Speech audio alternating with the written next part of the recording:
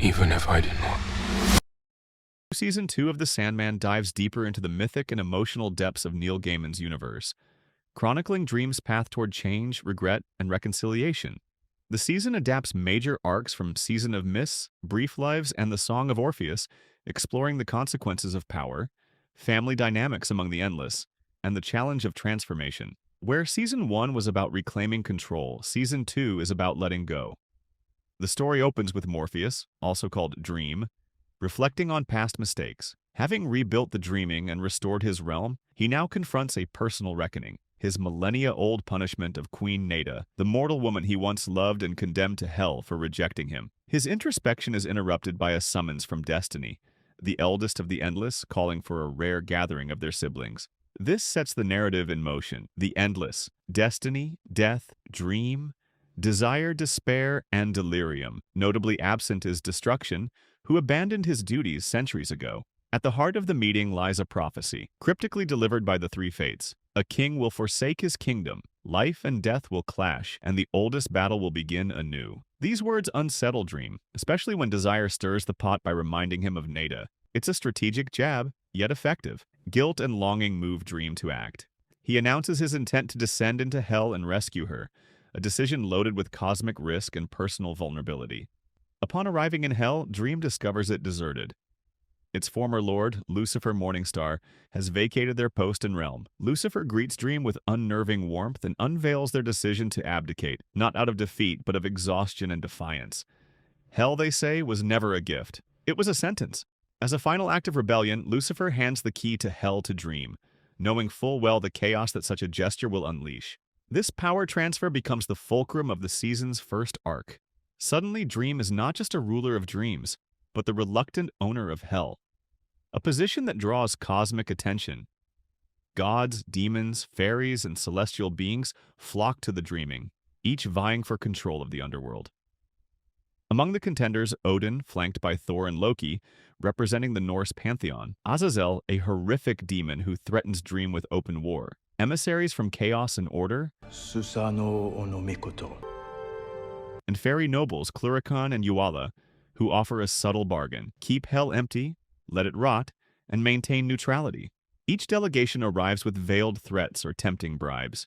Odin seeks to cage hell in fate. Azazel wants to weaponize it. The fairy court offers diplomacy through isolation. The Japanese god Susanoo no Mikoto presents order while the angels Remiel and Duma quietly observe.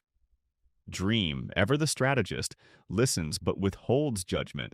During this political feast held in the dreaming, the suitors slowly reveal their true natures, some with nobility, others with monstrous cruelty. Odin manipulates, Azazel lashes out.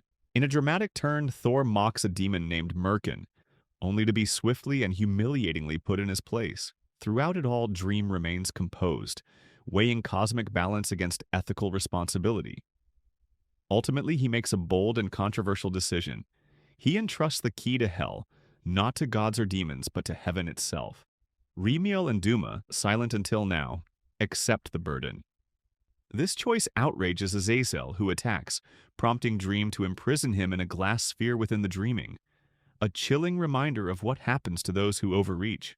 Yet amidst the cosmic politics, Dream's true mission, to find Neda, remains unresolved. Hell's gates are closed, its inhabitants scattered, and she is nowhere to be found.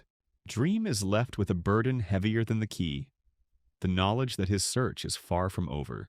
Meanwhile, as the cosmic tide settles, we are reintroduced to other threads and characters.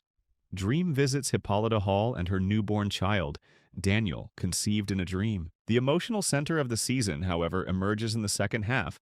Dream is approached by Delirium, the youngest of the Endless, a whimsical, unstable figure who seeks his help in locating their long-lost brother Destruction. Initially reluctant, Dream agrees, not out of fraternal loyalty, but a secret hope that Destruction might help him understand his own despair and possibly reveal Neda's fate. Their journey takes them through the human world and beyond, encountering eccentric individuals who once knew Destruction. These include philosophers, seers, and ex-lovers, each left changed and in some cases dead. A growing pattern emerges. Destruction does not want to be found. Along the way, Delirium's innocence is tested, and Dream's stoicism slowly crumbles. He is no longer the cold, infallible being from Season 1. He is now a king in flux at war with his own heart. Desire appears again, sowing chaos and confronting Dream with hard truths. That he joined Delirium's quest not to help her but to run from himself. They accuse him of hypocrisy, of punishing others for choices he makes himself. The confrontation fractures the journey. Delirium retreats, wounded, while Dream is left alone to reckon with his motivations. The story deepens as Dream and Delirium seek guidance from Destiny, who leads them to Orpheus, the disembodied head of Dream's only child. A haunting echo of Greek myth, Orpheus represents Dream's greatest failure. In flashback, we learn of Orpheus's tragic love for Eurydice, his failed descent into the underworld, and the pact with death that rendered him immortal, but also a cursed, suffering being. Dream had refused to help him long ago. Now he must confront the cost. Orpheus, in his ruined state, reveals Destruction's location. This sets the stage for another reunion, between the estranged siblings and between father and son. Dream and Delirium finally locate Destruction, who now lives in peace on a remote island. Warm and affable, he welcomes his siblings but refuses to return. His reasons are philosophical. He left not out of rebellion but out of conscience. He saw humanity's path of self-destruction and chose not to be complicit. Destruction continues, he explains, whether I am there or not. He also insists that Dream is changing, and that's good, but Dream is still chained to duty, and duty has one more demand. At last, Dream does the unthinkable. He visits Orpheus and, with sorrow, grants his son the one mercy he had long denied, death. Their final reunion is bittersweet, as both apologize for the past. Dream beheads Orpheus again, this time to end his pain. It is the most human thing Dream has ever done. But in doing so, he violates a cosmic law. When one member of the Endless kills another, even indirectly it draws the attention of the kindly ones, the Erinyes, or Furies, who seek vengeance. The season closes with the three witches knitting fate, sipping tea and acknowledging the blood spilled. A son, one says, by his own father's hand. They cut a thread. Something terrible is coming.